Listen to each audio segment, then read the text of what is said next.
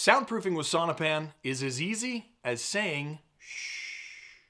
For best results, start by insulating your wall or ceiling cavity with fiberglass or wool bat. This will help prevent resonance or a drum effect within an empty cavity. Use the appropriate size insulation for the cavity, usually an R14 in walls and R22 in ceilings. Next, install the SONOpan panels. They're made with 100% recycled wood fiber and they're easy to work with.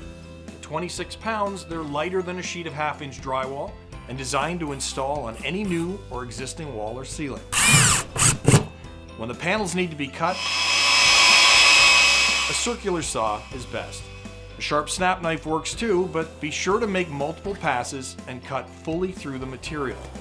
Rough joints allow sound to pass through. Secure the SONOpan using drywall screws, pneumatic staples, or cat nails. If the SONOpan is going to be left up for extended periods without drywall being installed on top, we recommend adding extra fasteners to ensure the soft panels stay in place. It's recommended to leave a 1/8 to 1/4 inch gap around the perimeter of the wall or ceiling and fill that gap with acoustical sealant. If you have any gaps where the panels meet, fill those with acoustical sealant as well. Once the SONOpan is in, it's time to install and finish your drywall. It's recommended to stagger the seams. Longer drywall screws will be necessary to secure the drywall into the studs or joists. The SONOpan adds 3/4 of an inch to the wall thickness.